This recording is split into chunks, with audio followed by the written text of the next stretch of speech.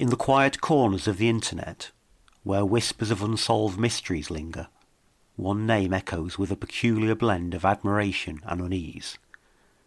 Gillian Gold, a journalist, an enigma, and a woman who vanished into thin air.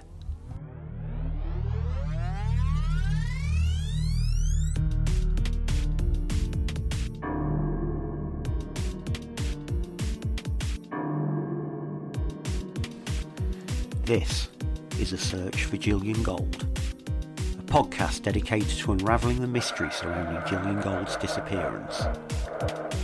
In 2013, while investigating strange lights over the unassuming town of Carston, she vanished.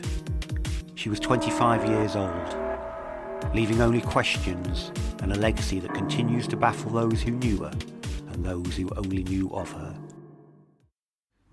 Gillian Gold was not your typical journalist. She was a force of nature, a digital phantom, a self-styled Banksy of journalism. Before the internet was flooded with citizen journalists, she was already using its anonymity to expose hidden truths. So, who is Gillian? And what do we know about her? Well, little is known about her childhood.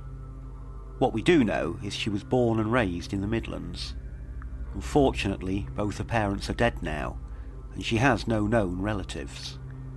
But according to a LinkedIn profile, Gillian found her calling at Loughborough University, where she studied journalism. So following the lead left by Gillian on her LinkedIn profile about her studying journalism, we contacted Loughborough University to ask about her time there. But like everything with Gillian, it's not that simple.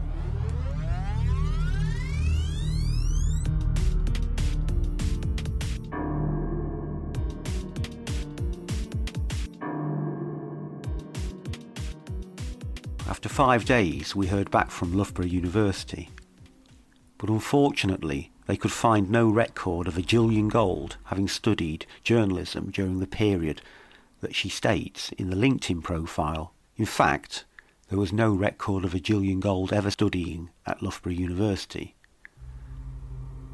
So we decided to place a discreet advert on various internet blogs that we knew Gillian was part of, and to see if anything came up. It was after 2 weeks that we received an email from an ex-lecturer at Loughborough University, and they recalled that one student used to sign off their work with the name Gillian Gold. The lecturer, whose name we shall keep hidden, states that this student even then was unconventional in her approach to journalism. Gillian was driven. She had this almost obsessive need to uncover what was hidden. She wasn't interested in press releases or official statements. She wanted the real story, the raw truth, and she wasn't afraid to get her hands dirty. It seems getting her hands dirty was an understatement. Gillian's Banksy persona involved anonymous exposés, leaked documents, and cleverly crafted digital interventions. She'd target corporations, politicians, or anyone she deemed to be operating in the shadows. Her work was often controversial, but undeniably effective. One of Gillian's most famous operations involved exposing a major environmental scandal, using leaked internal memos and a series of anonymous online posts that gradually revealed the company's wrongdoing.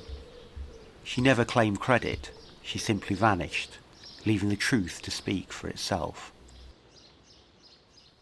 In 2013, Gillian's focus shifted. She became fixated on a series of unexplained lights seen over the small, seemingly ordinary town of Carston, a town nestled in the rolling hills of the English countryside. At this time, Gillian was working for a national newspaper. Sarah Jenkins was Gillian's editor at the time, and she recalls, I never actually met Gillian in the flesh. We would meet online. She would keep the video feed hidden, or if she wanted to contact me, she would use a burner phone. Her number would change constantly. She was quite careful about revealing her true identity. Carston, a place where time seemed to move slower, where life was lived in the rhythm of the seasons, but something was disrupting that rhythm. Strange lights, flickering and dancing in the night sky. Lights that defied explanation. They weren't like anything I'd ever seen. They moved strangely, like they were alive, and they were silent. No sound at all, just light.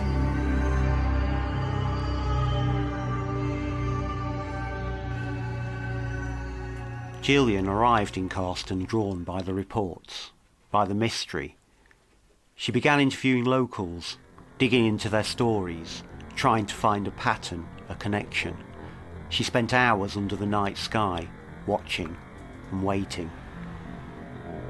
She was meticulous, driven. She kept detailed notes, recorded interviews, took photographs. But then, she vanished, just like the lights she was chasing.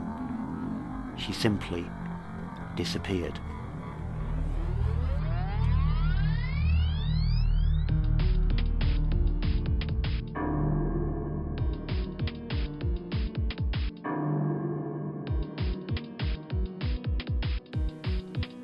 The Search for Gillian Gold was written and presented by Stuart Wheeldon.